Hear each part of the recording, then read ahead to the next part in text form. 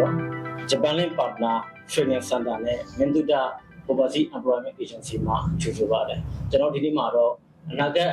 အိမ်မက်နဲ့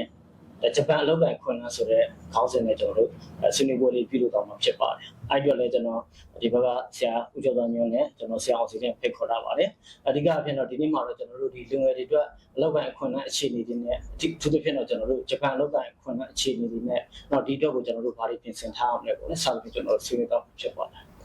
်ဟုတ်ဆရာတို့မင်္ဂလာပါခင်ဗျာ မင်္ဂလာပါဟုတ်ကဲ့ဆရာအဲ့တော့ပထမဆုံးဆရာတို့တူချင်းစီကိုယ့်ရဲ့အကြောင်းနဲ့အနောက်ကိုတောင်းယူထားတဲ့အကြောင်းလေးတွေအချင်းချင်းမိတ်ဆက်ပေးပါဆရာ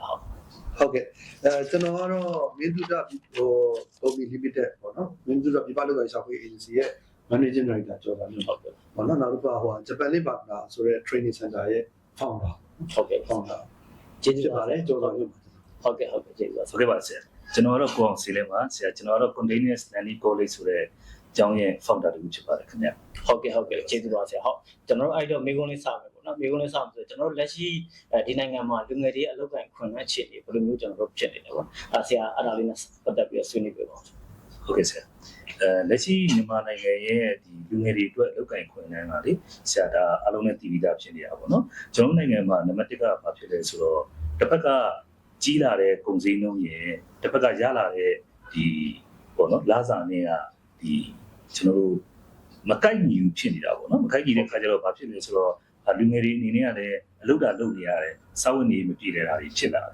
ာတဲ့ခါကျတော့သူတို့ကဘာကိုမျှော်ကြည့်တာပေါ့နော်ကဘာကိုမျှော်ကြည့်တယ်နောက်ပြီးကျွန်တော်တို့နိုင်ငံမှာလက်ရှိဒီလွန်ခဲ့တဲ့နှစ်3နှစ်လောက်ကာလအတွင်းမှာဘာဖြစ်လဲဆိုတော့ inflation ပေါ့ကျွန်တော်တို့တိုင်းပြည်ရဲ့ inflation ကဒီငွေကြေးဖောင်းပွားမှုကလည်းများလာတဲ့ခါကျတော့local မှာကျွန်တော်ပြည်တွင်းမှာလုပ်နေတဲ့လာစာနဲ့အင်ဒီနာချင်းတိုင်းပြည်တွေပေါ့နော်ဥပမာထိုင်းတို့မလေးရှားတို့စင်ကာပူတို့ဂျပန်တို့ပေါ့နော်အဲ့ဒီနိုင်ငံတွေမှာသွားပြီးလုပ်ကြတဲ့လာစာရဲ့ဒီရရှိတဲ့အခြေအနေတွေကကျတော့နိုင်ငံခြားမှာသွားပြီးအလုပ်လုပ်တဲ့အခါကပိုကောင်းတယ်လို့ခံစားရတာပေါ့နော်အဲ့ဒီအတွက်လူငယ်တွေကနိုင်ငံခြားမှာအလုပ်လုပ်ဖို့အတွက်သူစဉ်းစားလာတယ်နိုင်ငံခြားမှာအလုပ်လုပ်တဲ့အတွက်ကျွန်တော်အနေနဲ့ကတော့ဒါကိုကောင်းတယ်လို့ဆရာမြင်နေဆရာဟောဖြစ်လို့လဲဆိုတော့နံပါတ်1ကတော့ဝင်ငွေအဖြစ်လည်းကောင်းတာပေါ့နော်နံပါတ်2ကတော့ကျွန်တော်တို့ကဘာဖြစ်လဲဆိုတော့ကျွန်တော်တို့တိုင်းပြည်အတွက်လည်းကျွန်တော်တို့ကအတွေ့အကြုံကောင်းတွေကိုကျွန်တော်ယူလာနိုင်တယ်ဒါနိုင်ငံခြားမှာကျွန်တော်တို့လုပ်တဲ့သူတွေကဒီငွေထူတွေကိုရှာတာမဟုတ်ဘူးသူရဲ့လူငယ်ဘဝမှာသူတို့နိုင်ငံခြားမှာလုပ်ကင်ခဲ့ရတဲ့သူရဲ့အတွေ့အကြုံတွေရလာရလာတဲ့အတွက်ဒီနိုင်ငံခြားမှာလုပ်တဲ့လူငယ်တွေကျွန်တော်အားပေးတာပေါ့နော်အဲ့တော့လက်ရှိအခြေအနေကတော့မြန်မာနိုင်ငံမှာနိုင်ငံခြားကိုလုပ်ချင်တဲ့လူငယ်တွေပိုများနေတာတော့တွေ့ရပါတယ်ဆရာဟုတ်ကဲ့ဆရာတွေ့ကြုံရအောင်ဆရာဒီဘက်မှာသင်တန်းကျောင်းနေလည်းရှိတယ်တော့ပြောပြပါဟုတ်ကဲ့နိုင်ငံခြားကိုလက်ရှိလူငယ်တွေလှုပ်သွားလှုပ်ကြတယ်ဆိုတော့ဘာဖြစ်လို့သွားလှုပ်ကြတယ်လဲဆိုခုနဆရာပြောခဲ့သလိုပဲကျွန်တော်လည်းကောင်းတယ်လို့မြင်တယ်ပေါ့နော်ကောင်းတယ်လို့မြင်ပါတယ်ဘာဖြစ်လို့လဲဆိုတော့ဒါဒီကျွန်တော်ကနိုင်ငံခြားမှာကောင်းတဲ့သူတို့ရဲ့ဒီလုပ်ငန်း culture တွေmanner တွေသူတို့ရဲ့ဒီ operation system တွေအဲ့ဒါတွေကိုဒီလူငယ်တွေကတစ်ချိန်မှာပြန်လာပြီးလို့ရှိရင်ကျွန်တော်တို့နိုင်ငံကိုဒီပို့ပြီးတော့ဟုတ်ကဲ့နောက် level stage ကိုသွားနိုင်တဲ့အဆင့်မြင့်ပေးနိုင်တဲ့ manpower တွေဖြစ်လာတာပေါ့နော်အဲ့တော့ကျွန်တော်ကတော့ဒါကောင်းတယ်လို့မြင်တယ်အဲ့ဒီအတွက်လည်းအခုလူငယ်တွေကအနာဂတ်အတွက်မျှော်မှန်းပြီးတော့ဂျပန်ကိုနောက်နိုင်ငံရဲ့ခြားကိုပေါ့နော်ထွက်နေတာဒီထွက်တယ်ဒါပေမဲ့မှန်ကန်တဲ့လမ်းကြောင်းနဲ့အနေအကင်းတဲ့လမ်းကြောင်းဆိုရွေးပြီးတော့ထွက်တယ်လို့တော့ကျွန်တော်အနေနဲ့မြင်ပါတယ်ဟုတ်ကဲ့အဲ့ဒါကျွန်တော်နည်းနည်းထပ်ပြီးတော့မေးချင်တာပေါ့ကျွန်တော်ဒီ overseas တိုင်းပြည်သွားတယ်နိုင်ငံသွားပြီးတော့လှုပ်တာကဒီရွေးချယ်စရာဘာကြောင့်ရွေးချယ်စရာဖြစ်လာတာပဲတခြားချက်တွေကိုကျွန်တော်ဘာလို့ရရှိဘူးဟုတ်ရွေးချယ်စရာဖြစ်တာကနံပါတ်1ကပြောမယ်ဆိုရင်တော့ salary ပေါ့ဟုတ်ကဲ့လာစားပေါ့ဘာဖြစ်လို့လဲဆိုတော့ကျွန်တော်တို့နိုင်ငံမှာရှိတဲ့လက်ရှိ income နဲ့ကျွန်တော်တို့လက်ရှိဒီကုန်စည်နှုန်းပေါ့နော်ကုန်စည်နှုန်းနဲ့ကြတော့ဒါ survive လုပ်ရတယ်ဟုတ်ကဲ့ရုန်းကန်ကြရတဲ့အတွက်ဒီတဲ့ပို့ပြီးတော့တက်တာရှိတဲ့ live တစ်ခုကိုဖန်တီးဖို့ဆိုရင်ဝင်တိုးအောင်ဘယ်လိုရှာမလဲဆိုရင်ကျွန်တော်တို့အိန္ဒိယနိုင်ငံတွေမှာဆိုရင်နည်းနည်းပိုရတယ်ဟိုမှာဒီတဲ့ပို့ပြီးတိုးတက်တဲ့ကမ္ဘာအဆင့်1 2 3 4နိုင်ငံတွေသွားမယ်ဆိုရင်ဒီတဲ့ပို့ပြီးတော့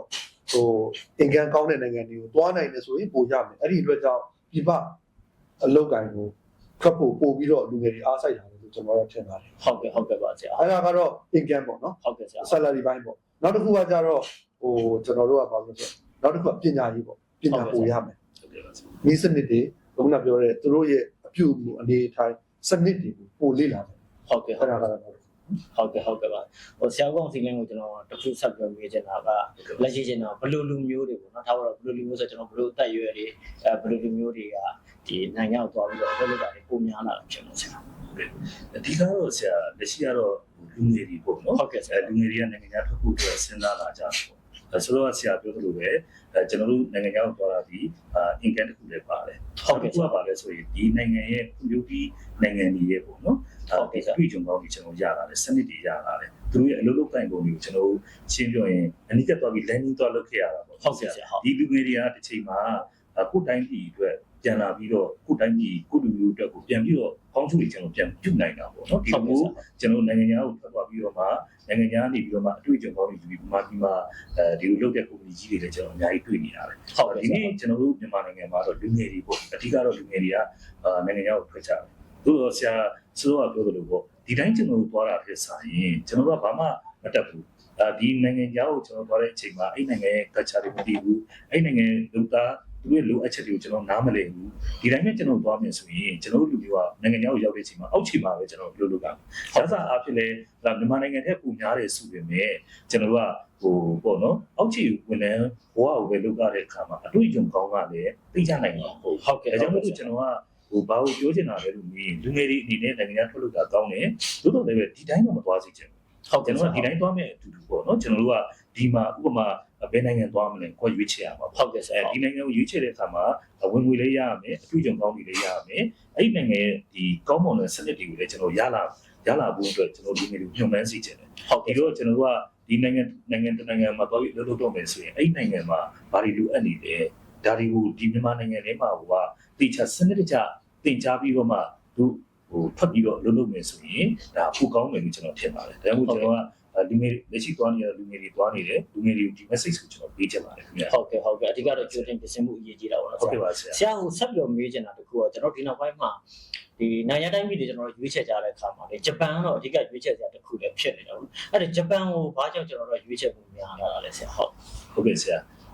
ဟုတ်ပါတယ်ဆရာပြောတာဒီမိကုန်းကတော်တော်ကောင်းပါတယ်ကျွန်တော်တို့မြန်မာနိုင်ငံသားတွေကနိုင်ငံခြားကိုသွားပြီးအလုပ်လုပ်ကြမယ်ဆိုရင်အနည်းဆုံးထိုင်းနိုင်ငံလိုမလေးလိုစင်ကာပူလိုသွားလို့ရှိတာပေါ့နော်ဟုတ်ကဲ့ဒီတက်လေးနည်းနည်းလေးညွန်မှန်းချက်ကြီးတဲ့သူတွေကတော့ဂျပန်နိုင်ငံကိုသွားဖို့အတွက်စဉ်းစားကြတယ်ဘာလို့ဂျပန်ကိုသွားတာလဲဆိုရင်နံပါတ်1ကတော့ဂျပန်ကလူသားလူအချက်အရင်ကြီးရပေါ့နော်ဆရာဘာလို့လဲဆိုတော့သူနိုင်ငံမှာဒီကလီမူဖာနိုးကလည်းကြားတယ်ဟုတ်ကဲ့ဆရာပြီးတော့တကြီးရုပ်ပြီးလည်းများတယ်ဆရာဒါပေမဲ့စမှုနိုင်ငံထွန်းကားတဲ့နိုင်ငံဖြစ်တဲ့ခါကျတော့ဒီနိုင်ငံမှာလူသားလူအချက်ကအရင်များတယ်ဟုတ်ကဲ့ဆရာနံပါတ်1ပေါ့နော်ဆရာနောက်တစ်ခုကကျတော့ဂျပန်မှာဝင်ငွေလည်းကောင်းတယ်ဆရာဟုတ်ကဲ့ဆိုရင်တော့ဆရာရဲ့ကျွန်တော်တို့ဒီ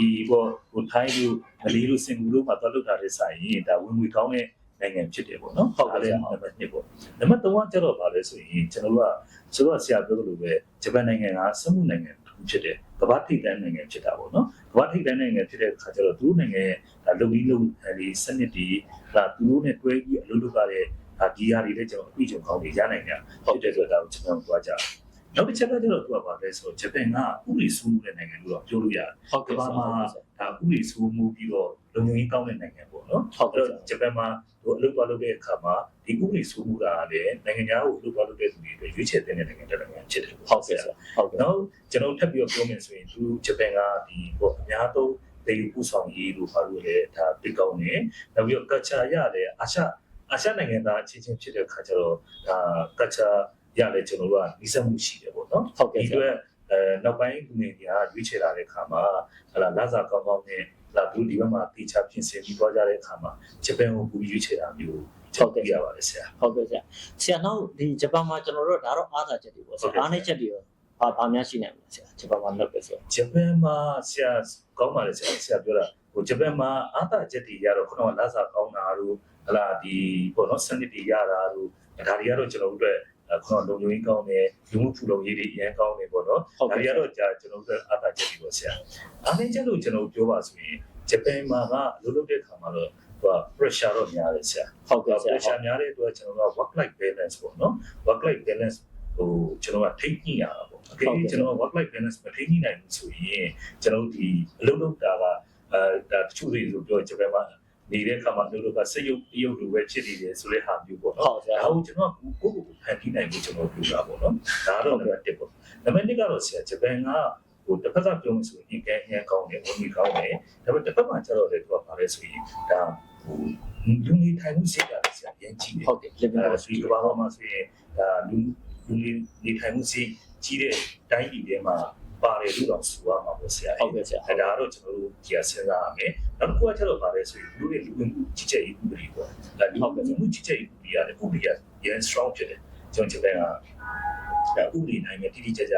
လုပ်ကြတဲ့လူမျိုးတွေဖြစ်တယ်ပေါ့နော်ဒါကလည်းကျွန်တော်တို့အတွက်ပြည်ရတစ်ခုဖြစ်နိုင်တယ်နောက်တစ်ခုကဂျပန်မှာရှိတဲ့ဒီဂျပန်မှာဟိုစားတော့ဆိုင်လို့နောက်ပြီးတော့ဒီဆောက်စာပြည်ရစားပေါ့နော်စကားပြောတာအစားအများစုကဂျပန်လူမျိုးတွေကဂျပန်လိုပဲပြောကြတယ် ဟုတ် အဲ့ ကဲ့ ဒီတော့ပါလဲဆိုတခြားနိုင်ငံတွေသွားရဲဆိုရင်ကျွန်တော်ကဂျပန်စာပြည်ကိုတကယ်တက်ပြီးသွားနိုင်တယ်ဆိုရင်တော့သူတို့တို့ကအခွင့်အလမ်းပေါင်းမယ်။ဟုတ်ကဲ့ဒါကျွန်တော်ကဒီမှာတွေကတေးချကိုဂျပန်စာကိုတေးချမတင်ခဲ့ဘူးဆိုရင်တော့ဟိုဘက်ရောက်ရင်တော့ဆရာဘာသာစကားအခက်အခဲတွေကတော့ကျွန်တော်တယ်ဆရာ ဟုတ်ကဲ့ ဒါလည်းကျွန်တော်တို့အတွက် challenge တစ်ခုဖြစ်တာပေါ့ဆရာ ဟုတ်ကဲ့ပါဆရာဟုတ်ကဲ့